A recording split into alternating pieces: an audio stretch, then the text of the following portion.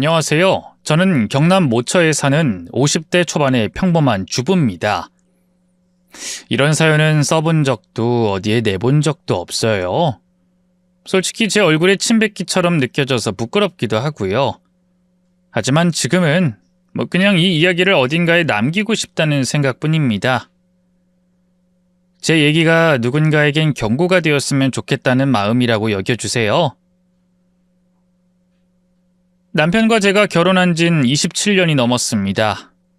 처음 만났을 땐 잘 웃는 사람이었고 말수는 적었지만 따뜻한 구석이 있는 사람이었습니다. 결혼하고 아이 둘 낳고 정말 정신없이 살아왔죠. 남편은 대기업 협력 물류업체의 영업직으로, 저는 동네 반찬 가게를 운영하며 바쁘게 살았습니다. 그런데 언제부터였을까요? 함께 사는 시간이 줄어들고 대화도 점점 짧아졌습니다. 그걸 큰 문제라 생각하진 않았습니다. 오래 살면 다 그렇게 되는 거라고 생각했으니까요. 그런데 2달 전 어느 날, 평소와 다를 것 없는 저녁이었습니다. 남편은 퇴근하자마자 샤워를 하러 욕실로 들어갔고 저는 세탁기를 돌리려고 빨랫감을 챙기고 있었습니다. 바지 주머니를 뒤적이다가 지갑이 툭 떨어졌습니다. 평소 같으면 그냥 바지에 다시 넣었을 텐데 이상하게 그날은 손이 멈추더라고요. 지갑이 유난히 두툼하다는 생각이 들었거든요. 호기심 반 걱정 반으로 지갑을 열어보니 카드보다 더 많은 건 병원 영수증이었습니다. 몇 장도 아니고 10여 장 넘게 겹쳐져 있었어요. 아이고, 이런 걸 또 안 버리고 이렇게 뭘 모아놨나 하고 그냥 정리해 주려는 마음에 그 영수증 뭉치를 꺼내서 버리기 전에 한번 훑어보려고 했었어요. 그런데 뭔가 이상하더군요. 같은 병원, 같은 주소, 반복되는 날짜, 게다가 진료 항목도 너무 이상했습니다. 정신건강의학과, 내과, 산부인과. 네, 산부인과요. 정신건강의학과 영수증을 볼 때까지만 해도 처음엔 남편이 건강에 문제가 생긴 줄 알고 걱정했습니다. 혹시 말을 못 꺼낸 병이라도 있는 걸까 싶었죠. 하지만 이내 이상한 생각이 들었습니다. 산부인과? 전 간 적이 없거든요. 혹시 누군가와 함께 간 것이 아닌가 싶어서 불길한 느낌이 들었어요. 그날 밤 저는 조심스럽게 남편에게 물었습니다. 요즘 몸은 어때? 어디 불편한 데는 없어? 병원 다녀온 것 같던데? 남편은 그냥 그대로 TV를 보면서 무심하게 대꾸하더군요. 회사 건강검진 때문에 들렀어. 요즘 다 통합으로 하더라고. 그러곤 재빨리 리모컨을 들어 뉴스를 틀었습니다. 언뜻 보기엔 이상할 게 없었는데 전 그때 확실히 느꼈습니다. 뭔가를 감추고 있다. 이 남자 수상하다 하고 그날 이후로 저는 불면에 시달렸습니다. 잠을 자도 머릿속이 뒤죽박죽이었습니다. 남편은 여전히 출근했고 퇴근했고 아침엔 밥을 먹었고 잠들기 전엔 TV를 봤습니다. 그러고는 또 며칠씩 훌쩍 출장을 가버렸어요. 원래 출장이 잦은 직업이라 이상하게 여기진 않았는데 이제는 왜 그렇게 수상하던지 어디 가냐고 다그치고 싶은 걸 꼭 참아야 했어요. 며칠 뒤에 저는 병원 주소를 따라 무작정 길을 나섰습니다. 내비게이션이 찍힌 병원은 제가 사는 시 외곽 쪽에 제법 규모 있는 개인 병원이었습니다.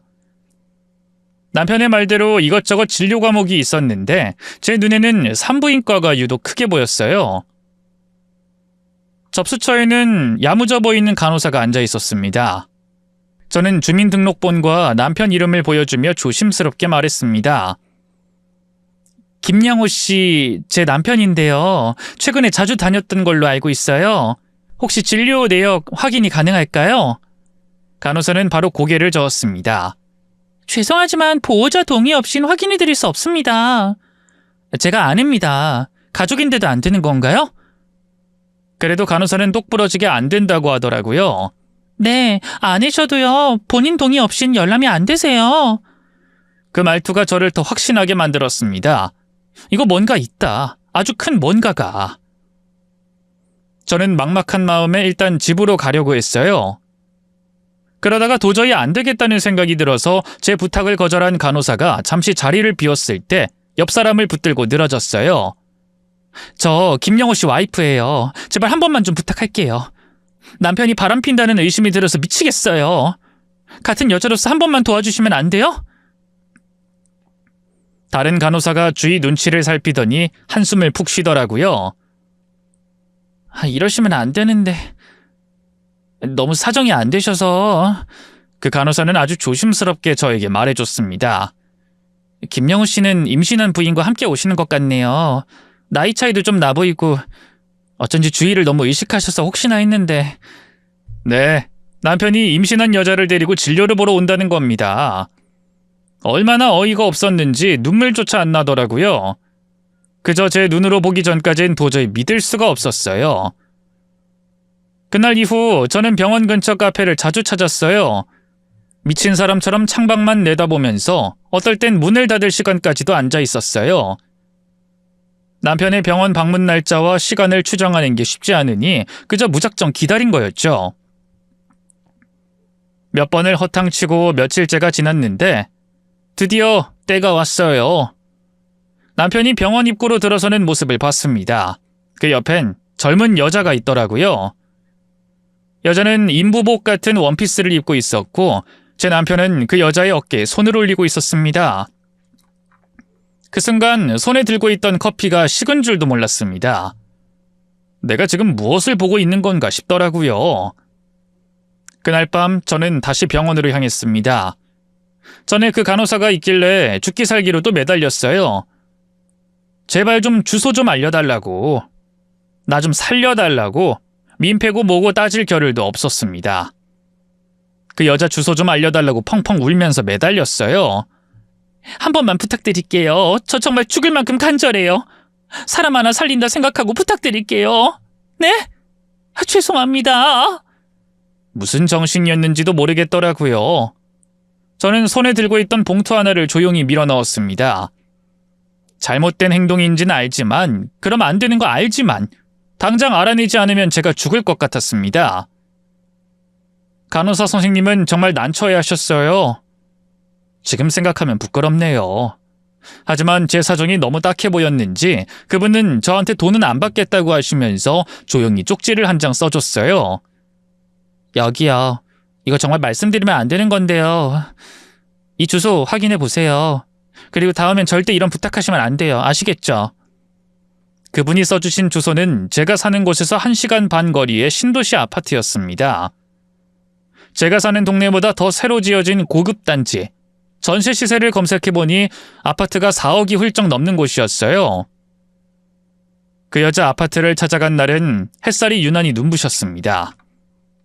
날씨는 화창했고 단지 입구에 어린아이들도 참 많더라고요. 우리가 신혼생활을 고생스럽게 보냈던 동네와는 참 달랐어요. 저는 한참을 단지 입구에서 서성이다가 조심스럽게 1103호를 향해 걸어 올랐습니다. 현관 앞에 섰을 때는 손이 엄청 떨렸습니다. 초인종을 누르기까지 5번은 망설였던 것 같네요. 내가 뭐에 씌인 게 아닐까? 남편은 아무것도 안 했는데 나 혼자 잘못 보고 그런 거 아닐까? 그런 생각도 많이 했어요. 하지만 아무리 되짚고 또 되짚어봐도 그날 제가 본 사람은 남편이었고 간호사 선생님이 제게 알려준 내용도 틀림없는 남편이 맞았습니다. 한참을 그 앞에서 머뭇거리다 이대로 돌아가면 평생을 아무것도 모른 채 살게 될지도 몰라 라는 생각에 결국 초인종을 눌렀어요. 띵 하고 벨소리가 울리더니 발소리가 들렸습니다. 누구세요? 안쪽에서 여자 목소리가 들리는데 갑자기 뭐라고 말해야 할지 모르겠더라고요. 한참 망설이다가 저는 일단 택배라고 둘러대버렸어요. 택배요? 놓고 가세요. 아니 그게 아니고 저기 혹시 김영호 씨 아세요? 찰나의 침묵 뒤에 문이 열렸습니다. 문을 열어준 여자는 엄청 어려 보였어요. 30도 안 돼 보였습니다. 그때 산부인과에서 스치듯 봤을 때랑 또 느낌이 다르더라고요. 질끈 묶은 머리, 화장기 없는 얼굴, 면티에 니트 가디건을 걸친 수수한 차림, 그리고 배가 많이 불렀더라고요. 내 남편의 아이가 아니기만을 바라면서도 어쩔 수 없이 그 질문을 해야 했어요. 저 김영호 씨 여기 자주 오시죠? 그 여자는 저를 엄청 경계했어요. 웬 낯선 여자가 쳐들어와서 그 사람을 부르니까 혼란스러워하는 게 느껴졌어요. 영호 씨요? 아, 네. 근데 누구세요? 저는 잠깐 숨을 고르고 말했습니다. 그 사람 제 남편이에요. 남편이란 말을 듣자마자 그 여자 얼굴이 순식간에 하얗게 질렸습니다. 예? 무슨 말씀이세요? 영호 씨는 제 남편인데요? 저는 차라리 그 여자가 모든 걸 알았더라면 남편이 유부남이란 걸 알면서도 악한 마음을 품고 내 남편을 만난 여자였더라면 더 나았겠다는 생각을 했어요. 그 여자 정말 아무것도 모르고 있더라고요. 김영호의 아내로 살면서 뱃속에 아이를 품었는데도요. 이보세요. 갑자기 찾아와서 대체 그게 무슨 말씀이세요? 장난치시는 거예요? 말은 날카롭게 하고 있지만 그 여자는 온몸을 사시나무처럼 떨고 있었습니다. 임산부를 앞에 두고 그러고 있으니 꼭 제가 나쁜 사람이 된 기분이었어요. 하지만 할 말은 해야 하고 가려낼 건 가려내야 했어요. 김영호 씨랑 전 결혼했어요. 우리 사이 아이도 있고요. 여자분은 벽을 짚고 기대더니 말도 다 하지 못하고 눈물을 글썽이더군요. 이게 말이 돼요? 저희 남편 지금 출근했단 말이에요. 저도 그분에게 대답해줬습니다. 네, 김영호 출장 갔어요. 저한텐 지방 출장 간다고 그랬다고요. 김영호 씨가요. 내일 저녁에 집에 들어온다고 했어요. 그러자 여자분은 모든 것을 내려놓은 사람처럼 펑펑 울기 시작했어요. 말도 안 돼. 저한텐 내일 출장 간다고 했어요. 저는 김영호랑 27년을 같이 살았어요. 항상 일주일에 사흘 정도는 출장을 많이 갔어요. 그러다 어떨 땐 해외 출장도 가고. 맙소사, 미쳤어 정말. 충격을 받았는지 몸을 가누지 못하던 그분은 그제야 일단 들어가서 이야기하자고 했습니다. 집 안으로 들어서는데 그냥 평범한 집이더라고요. 된장찌개 냄새, 전자레인지에서 데운 밥 냄새, 그리고 한켠에 어질러진 장난감 상자. 내연녀와 잠만 자는 오피스텔도 아니고 비밀스러운 은신처도 아니고 그냥 누군가의 일상이 숨쉬고 있는 가정집이었어요. 심지어 신발장 위에는 가족 사진이 놓여 있었습니다. 세상에 큰아이도 있더라고요. 유치원생이라는 거예요. 작은 액자 속에서 제 남편은 아이와 여자의 어깨를 감싸고 웃고 있었습니다. 그 사진 속 얼굴은 내가 아는 남편이 아니었습니다. 저는 결혼 27년 동안 그런 얼굴을 본 적이 없었거든요. 죄송한데요. 혹시 김영호랑 결혼하신 지 얼마나 되셨어요? 제가 물었습니다. 그녀는 잠시 망설이다 조용히 대답했습니다. 7년 됐어요. 같이 산 건 6년 정도 됐고요. 아이는 5살이에요. 그 말을 듣는 순간 나름대로 잘 버티고 있던 제가 무너졌어요. 정말이지 아무 말도 못하겠더라고요. 속이 울렁거려서 집주인한테 양해를 구하고 화장실로 뛰어가 헛구역질까지 했어요. 제가 화장실에서 나오니까 그 여자도 울고 있더라고요. 그러니까 우리 둘 다 피해자였던 거예요. 미니 씨. 네, 그분 이름이 미니 씨였는데 정말 아기가 잘못되는 게 아닌가 싶을 정도로 펑펑 우셨어요. 둘이서 마주 앉아 한참을 분노하며 눈물을 흘리다가 미니 씨가 저에게 차근차근 그간의 일을 설명해 줬어요. 그분은 매일같이 바쁘고 출장이 잦은 남편과 함께 살기가 힘들었다고 했어요. 가뜩이나 집을 자주 비우는 남편인데 독박 육아를 하면서 둘째까지 임신하게 되니 우울증이 찾아왔고 그래서 김영호가 정신건강의학과와 산부인과를 함께 다녔던 겁니다. 제가 정말 바보 같았던 게요. 일 때문에 바쁘다고 해서 그냥 그런 줄 알았어요. 최근에 혼자 두지 않겠다고 하고 병원도 같이 가주고 꽃도 사주고 해서 너무 믿었나 봐요. 미니 씨가 엉엉 울면서 말하는데 저도 정말 할 말이 없더라고요. 저 또한 상황이 비슷했거든요. 남편은 없는데 혼자 반찬 가게 건사하느라 아등바등. 이럴 거면 왜 결혼했냐? 애는 나 혼자 키우냐? 늘 그를 원망했었습니다. 전화 잘 안 되고 주말마다 사정이 있다고 피하고 저는 솔직히 이 남자 바람피나 싶었어요. 그래서 아까 저희 집 현관에서 재숙님이 혹시 김영호 씨 아냐고 물으셨을 때 심장이 철렁했던 거예요.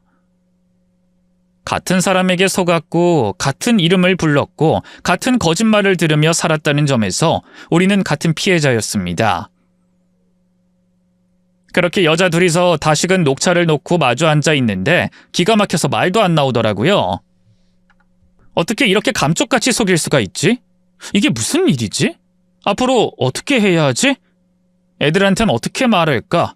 부모님한테는? 이 다음은 대체 어떻게 헤쳐나가야 하지? 집에 돌아오는 길은 참 이상했어요. 같은 길인데 뭔가 다르게 느껴졌다고 해야 할까요? 신호등 불빛도 낯설고 옆에 걷는 사람들 발걸음 소리도 낯설게 들리더라고요. 머릿속엔 계속 그 여자 얼굴이 맴돌았고요. 그 사람 옆에서 아이랑 웃고 있던 그 사진도 떠오르고 그날 이후 밤마다 뒤척였어요. 눈을 감으면 자꾸 그 사진이 떠오르더라고요. 내 남편이 다른 여자랑 아이랑 행복하게 웃고 있는 모습. 그게 진짜 그 사람의 얼굴이라는 게 너무 이상했어요. 나는 27년을 같이 살았는데 한 번도 저런 표정을 본 적이 없었거든요. 그 사람 대체 언제부터 이랬던 걸까? 그날 이후로 저는 생각을 좀 정리해보기로 했어요. 정신 차리고 보니까 너무 이상한 점들이 많더라고요. 출장이 잦았던 것, 항상 핸드폰 통화 목록이 비어있던 것, 새 셔츠 냄새가 은근히 다르던 것. 그땐 몰랐는데 이제 와서 보니까 전부 복선이었어요. 하나씩 정리를 해봤어요. 일주일 일정을 도표처럼 쭉 적어봤죠. 월요일 아침에 출근해서 화요일 밤쯤까진 저랑 있었어요. 본사회의 때문에 서울 간다고 한 게 수요일 아침. 그때부터 이틀은 그 여자랑 있었던 거예요. 어이가 없죠? 심지어 카톡 말투도 달랐어요. 저한텐 늘 오케이, 이응이응 이런 식이었는데 그 여자에겐 여보 하트, 우리 공주 뭐해? 물음표 그런 말투를 쓰고 있었더라고요. 그런데 여기서 전 이상하게도 뭔가 더 있을 것 같다는 기분이 들더라고요. 설마 미치지 않고서야 여자가 더 있겠어? 하는 생각과 그래도 모르니 봐야 한다는 생각이 함께 들었죠. 이렇게 완벽하게 두 집 살림을 해왔는데 설마 더 있는 게 아닐까, 그런 이상한 직감이랄까요? 결국 저는 그동안 눈여겨보지 않았던 남편의 책장을 샅샅이 뒤지기 시작했어요. 어차피 집에 자주 없는 사람이니 시간이야 많았죠. 그리고 마침내 저는 또 다른 주소의 우편물을 확인하게 됐어요. 남편이 취미로 구독하는 정기구독 잡지였는데 그걸 다른 주소로 받고 있었던 거예요. 그 순간 진짜 등줄기가 서늘했어요. 어쩌면 미니 씨 말고 또 누군가가 있을지도 모른다는 생각. 아무리 그래도 설마 했지만 이제는 설마조차 믿지 못하게 됐죠. 그 주소를 들고 저는 또다시 길을 나섰습니다. 서울 외곽, 골목길 안쪽, 다세대 주택들 사이. 지도 앱을 켜놓고도 몇 번을 돌고 돌아 겨우 찾아갔어요. 이번엔 3층짜리 낡은 건물이었어요. 대체 이 남자는 뭘까? 여기서도 설마? 했을 때 남편이 구독하는 잡지의 주소를 찾았습니다. 그리고 대문 앞에 놓인 작은 세발 자전거를 봤을 때 핸들에 매직으로 쓰인 그 집 아이 이름이 김씨인 걸 보자마자 제 가슴이 와르르 무너지더라고요. 그걸 보는 순간 그냥 사실인가 보다 싶어서 주저앉고 싶었어요. 난 지금 대체 뭘 하고 있는 걸까? 내 남편이 또 어디서 아빠 역할을 하고 있는 건지 이게 몇 번째 충격인지도 모르겠더라고요. 초인종을 누르기까지 시간이 오래 걸렸어요. 손이 떨리고 입술이 마르고 사람이 진짜 멍하다는 상태가 이런 거구나 싶었어요. 문을 두드리니까 이번에도 여자가 나왔습니다. 이번엔 40 초반쯤 되어 보였어요. 삶에 지친 얼굴이더군요. 미니 씨처럼 어려 보이지도 않고 그렇다고 나보다 훨씬 연상인 것도 아니었어요. 그냥 평범했어요. 김영호 씨 아세요? 두 번째라서 그런지 제법 익숙해진 스스로가 얼마나 어이없던지 여자가 끼고 있던 고무장갑을 벗으면서 절 빤히 보더라고요. 그런데요, 누구세요? 그 사람 제 남편이에요. 그 여자의 표정이 아주 잠깐 일그러졌어요. 그러더니 이내 무표정하게 고개를 끄덕끄덕 하더니 조용히 입을 열었습니다. 여기선 제 남편이에요. 왜요? 또 밖에서 헛짓거리 했어요?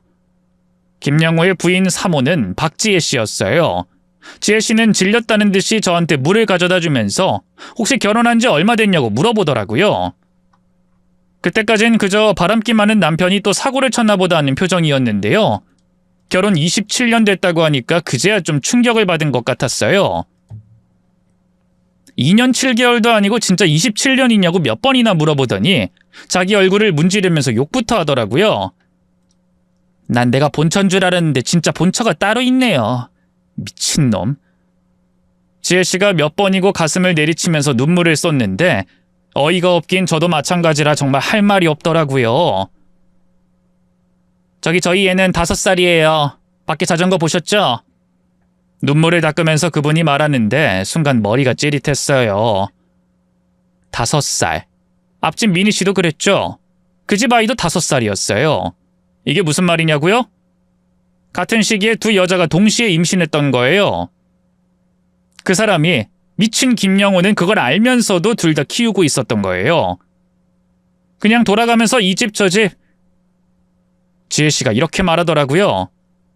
김영호는 영업직이라 워낙 바쁘고 늘 지방을 돌아다녔어요. 바람기가 많았으니까. 속은 엄청 썩였는데 솔직히 제가 지금 갈라서면 할 수 있는 일이 별로 없어요. 그래서 그냥 포기하고 살았죠. 어차피 식 안 올리고 사는 사실혼이었고 일주일에 이틀, 많으면 사흘 정도 보는 걸로 그냥 마음 놓고 살았어요. 그냥 그렇게 살았는데 설마 이 본처가 따로 있었을 줄은 몰랐어요. 지혜 씨와도 많은 이야기를 나누게 됐어요. 혹시 저 말고도 또 있어요? 한 명 더 있어요. 거기가 그쪽보다는 먼저고. 임신 중이에요. 그리고 아이가 하나 더 있어요. 다 내려놨다더니 결국 지혜 씨도 많이 울었죠. 저는 저녁까지 그 집에 있다가 나왔어요. 아이가 하원 시간이라 아기 얼굴도 봤어요.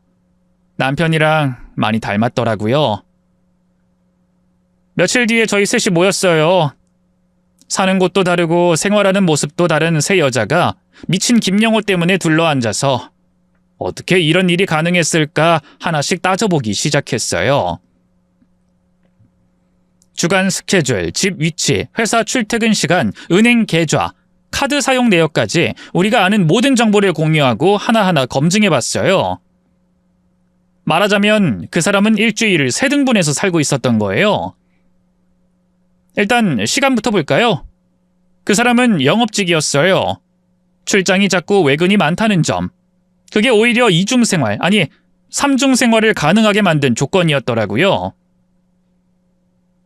저랑은 월요일 아침부터 화요일 오후까지 함께 있었어요. 그땐 타지의 본사 회의라고 말했죠. 화요일 밤이 되면 서울 본사 미팅이라며 올라갔고요. 그때부터는 신도시 아파트, 그러니까 첫 번째 내연녀 집에 있었습니다. 거기엔 수요일까지 머물렀어요. 목요일이 되면 또 다른 핑계를 댔어요. 도매상 미팅이 밀렸다. 협력업체랑 회식이 있다. 그런 식으로 빠져나간 뒤엔 서울 외곽 다세대 주택 2번째 여자가 있는 곳으로 가더라고요. 그리고 금요일, 토요일, 일요일은 그때그때 조정했어요. 뭐 가끔은 우리 집, 가끔은 둘째 여자 집, 아주 가끔은 그냥 숙소에 와 있고 피곤하다는 말로 하루 종일 연락두절. 그리고 목요일 밤쯤 또 사라지면 이번엔 협력업체 미팅이라면서 그 3번째 집으로 갔던 거고요. 가만히 보니까 그 사람은 일주일을 3등분해서 살아왔던 거예요. 금전 관리도 마찬가지였어요. 통장이 3개였고 보험도 따로, 적금도 따로. 첫 번째 여자한텐 유치원비와 월세 지원, 두 번째 여자에겐 둘째 준비하면서 힘들지 말라면서 생활비 통장. 저한텐 뭐랄까요? 명목만 있는 생생용 통장? 뭐 그게 다였어요. 처음엔 좀 씁쓸하더라고요. 하지만 뭐 그런 거 생각해서 뭐 하겠어요. 누굴 더 사랑했니만이 그런 건 하나도 중요하지 않았어요.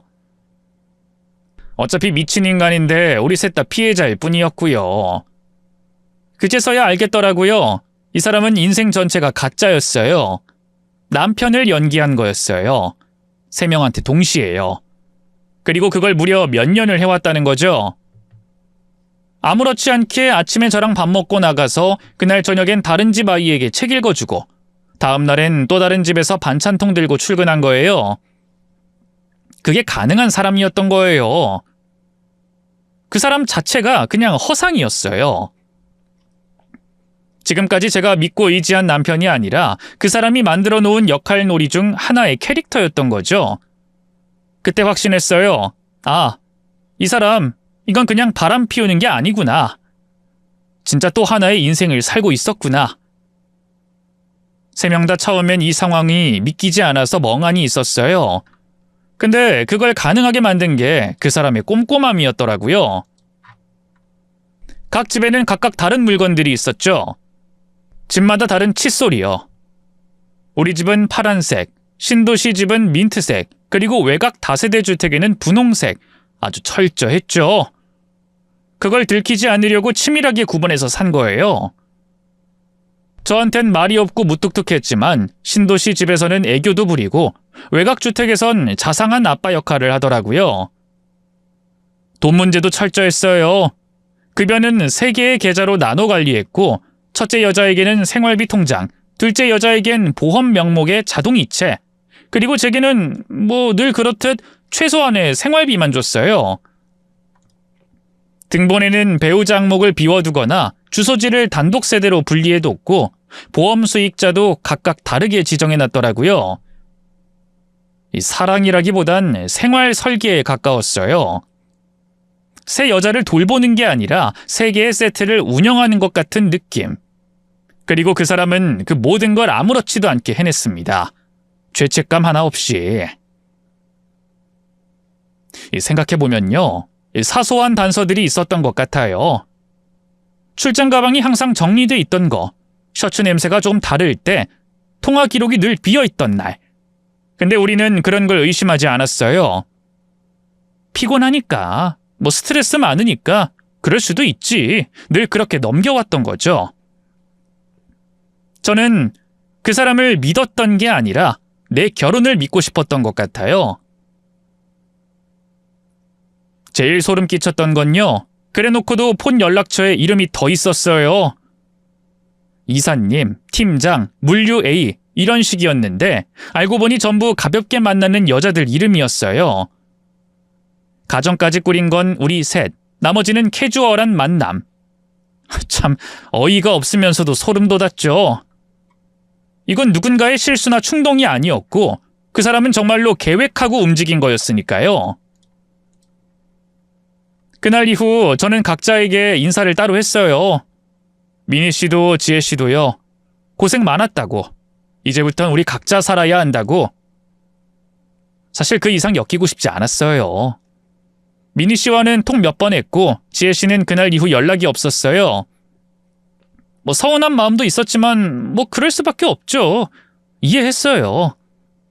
그 사람을 중심으로 얽힌 관계니까 우린 서로 피해자였지만 피해자끼리 얼굴 자주 마주하면 상처도 자꾸 덧나거든요. 그렇게 시간이 좀 흘렀고 이혼을 준비하려는데 이게 쉬운 일이 아니더라고요. 아이들이 많이 크기도 했고 애초에 늘 비어있던 아빠의 자리보다 저를 더 애틋하게 여긴 애들이라 이해해 줄 것 같긴 했지만 그렇다고 해서 네 아빠 새집 살림했다 이렇게 말할 순 없잖아요. 하지만 제가 디테일한 건 다 빼고 조심스럽게 어쩌면 네 아빠랑 갈라서서 나도 내 인생 찾아가련다 했더니 처음엔 아무 말도 못하던 큰애가 그러더군요.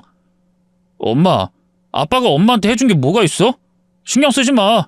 우리 아무것도 걸리는 거 없어. 엄마 인생 찾아 살아. 그 말 듣고 그냥 펑펑 울었어요. 아이들이 대견해서, 고마워서, 그리고 미안하고 아프고 속이 너무 쓰리더라고요. 그런데요, 그게 끝이 아니더라고요. 하루하루 지나갈수록 마음속에서 자꾸 이상한 감정이 올라오는 거예요. 남편은 아직 아무것도 알지 못하니 평상시처럼 무덤덤. 일주일에 2번 손님처럼 왔다 가는 그 사람을 볼 때마다 속에서 열불이 치미는 거예요.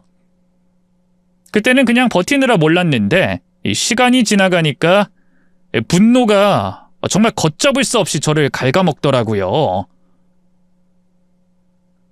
난 정말 아무것도 모르고 27년을 이 사람을 믿고 살아왔는데 이 인간은 날 한 번도 제대로 존중하지 않았구나, 그런 생각이 들면서요. 그리고 이런 생각도 들었어요. 그래, 다 놓고 떠나면 편하긴 하지. 근데 그 인간한테 너무 편한 결말이잖아. 그 사람은 무너졌을지 모르지만 그게 끝이어선 안 된다고, 조금이라도 되갚아줘야 한다고 생각했어요. 내 인생을 이렇게 망가뜨렸는데 그냥 이렇게 조용히 끝낼 순 없겠더라고요. 그래서 전 미니 씨에게 다시 연락했어요. 며칠 뒤에 저희 셋은 다시 모였습니다. 그리고 아주 조용하게, 정말 도끼를 가득 품고 단단히 준비했어요. 김영호의 회사 주소, 근무지 층수, 점심시간 동선까지 미리 조사했죠. 혼자였다면 막막했을 텐데 이상한 연대의식까지 생기더라고요. 미니 씨가 오랫동안 알고 지냈던 직원 통해서 회사 내부 구조도 이미 파악돼 있었고요. 그리고 드디어 그날이 왔어요. 점심시간 직전에 저희는 각자 큰 대형 사진 인어물을 들고 회사 로비 회전문 안쪽에 마스크를 쓰고 일렬로 섰어요. 김영호가 찍힌 가족 사진을 들고 말입니다. 판넬의 남은 부분엔 각자 가정에서 찍은 사진도 붙이고요. 아이 얼굴이나 우리 얼굴은 전부 스티커로 가렸지만 새 가정의 가장인 김영호는 이 사진에서도 저 사진에서도 아주 선명하게 잘 보였습니다. 그 아래에는 굵은 마카로 이렇게 썼어요. 한 남자 새 가정, 김영호는 각성하라. 경비 아저씨가 너무 난감해하면서 여기서 이러시면 안 된다고 저희를 말리려고 했는데 저희가 두 다리에 힘을 주고 우린 한 맺혀서 여기서 한 발짝도 못 움직인다고, 내보내려면 이거 다 부수고 때리기라도 해야 한다고 하니까 아무 말도 안 하시더라고요. 곧 점심시간이 되었는지 사람들이 지나가다 속삭이고 돌아보고 몇몇은 핸드폰으로 사진을 찍었어요. 처음엔 단순한 불륜인가 싶었겠죠. 근데 사진이 3장이고 같은 남자 얼굴이 3번 반복되니까 다들 표정이 굳더라고요.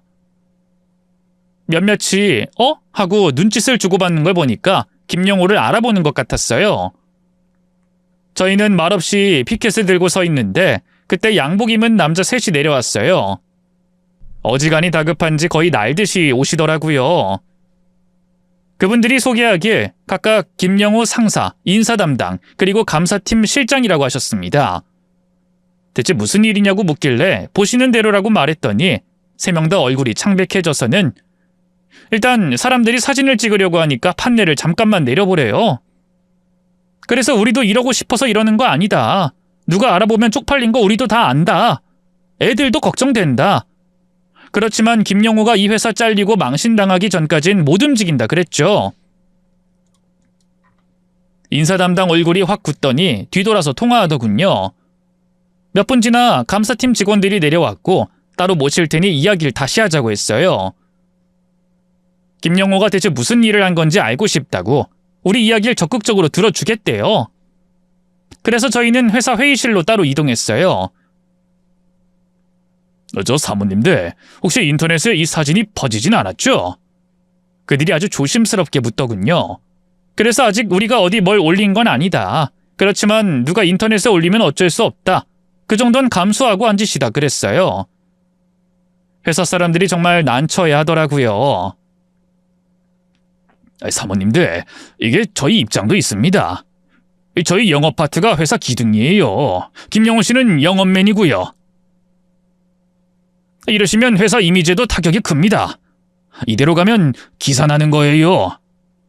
그러니까 저희가 김영호 정리할 테니까 그 품위 유지 조항 위반 이런 걸로 해고할 수 있으니까 이제부턴 가정 내에서 해결해 주세요. 잠깐이었지만 저희끼린 재빨리 눈빛을 주고받았어요. 그분들이 또 그러시더라고요. 이만하면 정말 치밀하게 삼중 생활했는데 애들이 이런 거 보면 상처받지 않겠냐고요. 그래서 피켓은 내렸어요. 하지만 그 사람 얼굴은 직접 보고 가야겠다 싶었죠. 김영호 좀 나오게 해주세요. 우리가 그렇게 말했더니 어떤 직원이 뒤통수를 벅벅 긁으면서 어정쩡하게 말했어요. 지금 잠깐 화장실에 갔는데 오라고 하겠습니다. 지금 당장 와서 빌라고 하세요. 김영호 안 빌면 저 양 갈래요. 그랬더니 정말 총알같이 직원이 튀어나갔고 조금 뒤에 김영호와 함께 돌아왔어요. 와, 정말 인간 꼴이 처참하더라고요. 저는 백지창처럼 하얗게 질린다는 말이 어떨 때 쓰는 말인지 그때 처음 알았잖아요. 사람이 핏기가 하나도 없더라고요. 눈이 시뻘개서 저희 눈도 못 쳐다보고 땅만 보고 있다가 갑자기 무릎을 꿇더니 막 울더라고요. 잘못했어. 정말 미안해. 내가 미쳤었어. 진짜야. 어떻게든 갚을게. 제발 기사만 나지 않게 해줘. 내가 다 잘못했어. 내 인생 좀 살려주라. 저는 아무 말도 하지 않았어요. 미니 씨도 지혜 씨도 그랬고요. 그 사람이 그렇게 작아진 건 처음 봤어요.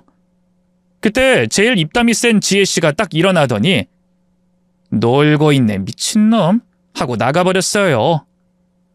사실 더 심한 욕을 했는데 여기선 들려드릴 수가 없고요. 아무튼 그때 갑자기 속이 시원하더라고요. 물론 해결해야 할 현실의 문제들이 하나둘이 아니었지만 그 모습을 보는 것만으로도 울분이 조금은 덜어졌답니다.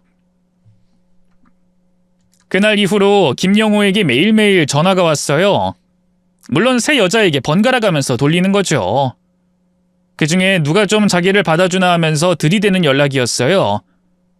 첫날은 미니 씨, 다음 날은 지혜 씨, 그리고 저한텐 새벽 3시에 문자도 보냈더군요. 내용은요? 늘 같았어요. 진심은 너였다. 가장 오래 함께한 건 너잖아. 이건 내가 미친 거였어.